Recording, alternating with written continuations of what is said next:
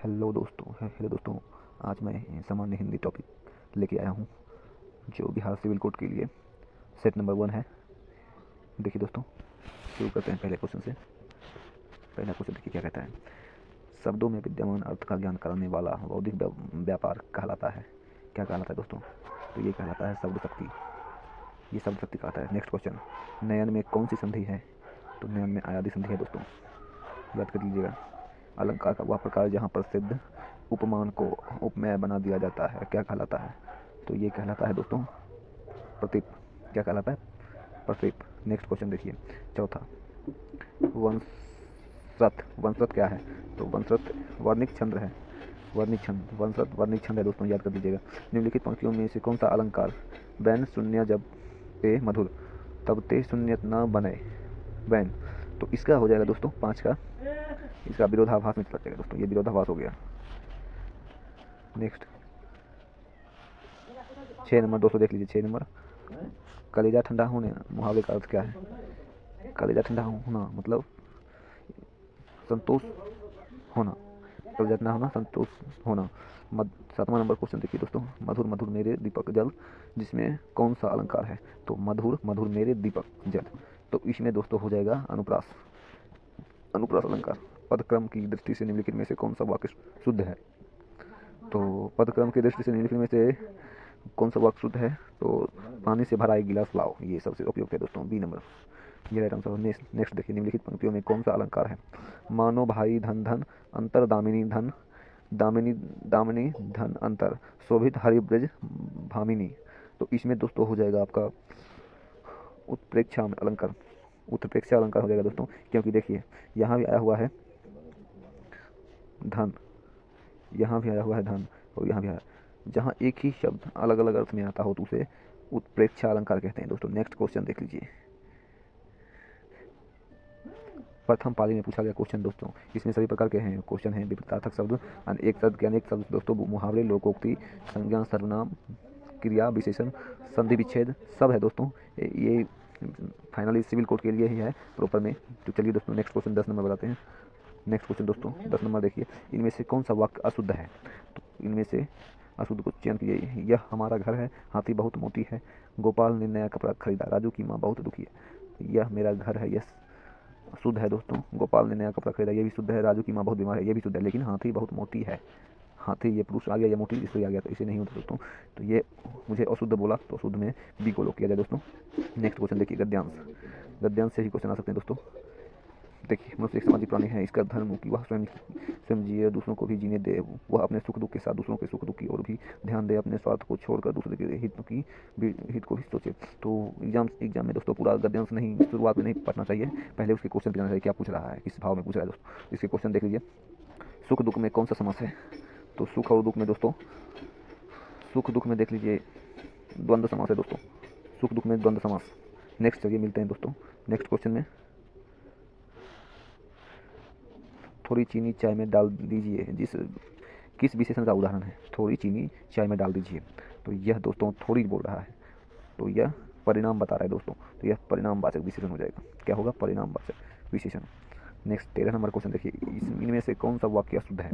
बिना पैसे के किसी भी आदमी को सम्मान नहीं मिलता है, आज बजट पर बहस होगी, घर पर सब कुशल है, किसान ने खेत में बीज बोया।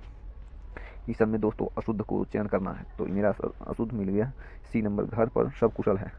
घर में सब कुशल है दोस्तों, घर पर सब कुशल नहीं होता दोस्तों, तो ये अशुद्ध है। अशुद्ध का भाई अशुद्ध सही हो जाएगा। नेक्स्ट क्वेश्चन देखते हैं दोस्तों। चलिए नेक्स्ट क्वेश्चन। नेक्स्ट, शब्द शक्ति भेद के अंतर्गत आता है। शब्द शक्ति भेद के अंतर्गत आता है तो दोस्तों ये अभिधा, अभिधा के अंतर्गत आएगा दोस्तों। नेक्स्ट 15वां नंबर क्वेश्चन, पुस्तकालय में कौन सा समास है? तो पुस्तकालय में दोस्तों तत्पुरुष समास है। पुस्तकालय में तत्पुरुष समास है दोस्तों। निम्नलिखित पुस्तकों का है, तो का है कर्ता ने कर्म को कर्म से संपादन को क्रियापदन से अधिकरण संबंध का के की, तो संबंध में आ जाता है संबंध, तत्पुरुष समास हो जाएगा दोस्तों ये पुस्तकालय। तो नेक्स्ट 16 नंबर देखिए दोस्तों, निम्न में से कौन सा वाक्य शुद्ध है? इसमें शुद्ध पूछा गया है। तो नदियाँ बह रही है, तारा निकल आए हैं, माली ने सब पेड़ काट डाली, अभ्यास करते रहिए, रहने से हम शुद्ध हिंदी बोल सकते हैं, वो हम शुद्ध हिंदी बोल सकता है। तो इसमें हो जाएगा शुद्ध मेरा ये नदियाँ बह रही है। नदियाँ क्या है? स्त्रीलिंग है, नदियाँ बह रही है, बह रहा है नहीं तो ये भी गलत हो सकता है, नदियाँ बह रही है, ये सही है दोस्तों। पंचमठि में कौन सा समास है? तो पंचमठि में दोस्तों द्विगु समास है, पंचमठि में द्विगु समास। नेक्स्ट, निम्नलिखित पंक्ति में कौन सा अलंकार है? माया महाठगिनी हम जानी, तीर गुण फंस फांस लिए कर डोले, बोले मधुरी बानी।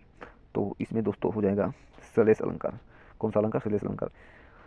सलेस अलंकार क्यों होगा दोस्तों? यहाँ देख लीजिए, यहाँ भी मौ है, यहाँ भी मौ है, यहाँ भी मौ है दोस्तों, ये 3 जगह आया है दोस्तों मौ। कोई भी वर्ण अगर बार बार आता हो तो वो सलेस अलंकार हो जाएगा दोस्तों, इसका आंसर सलेस अलंकार हो जाएगा। 19 नंबर देखिए दोस्तों, निम्नलिखित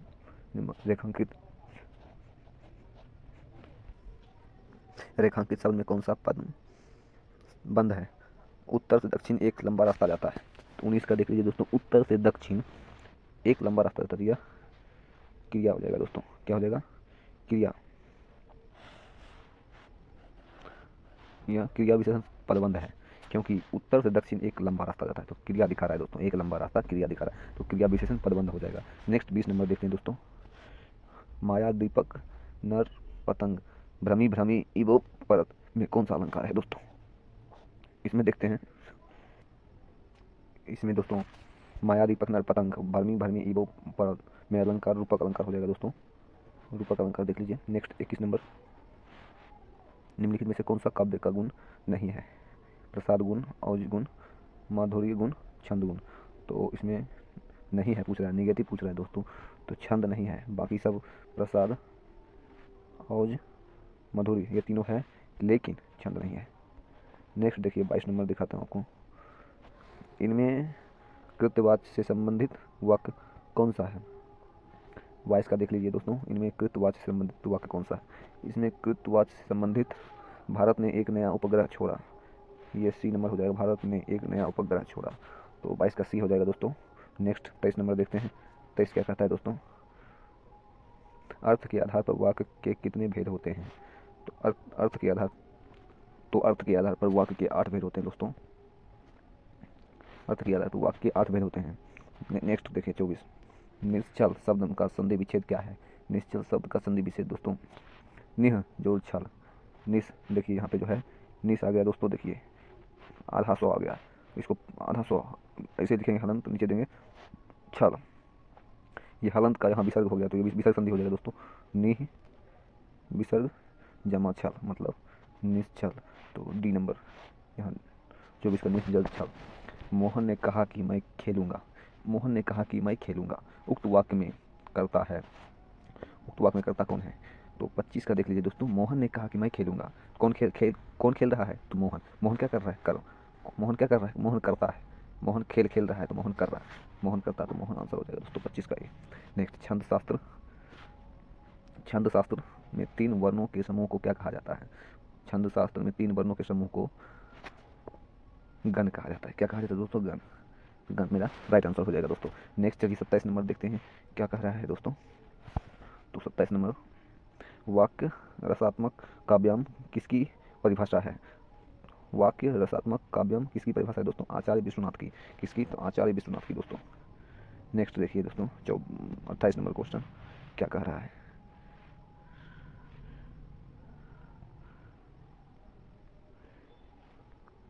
काम का ना काज का दुश्मन अनाज का।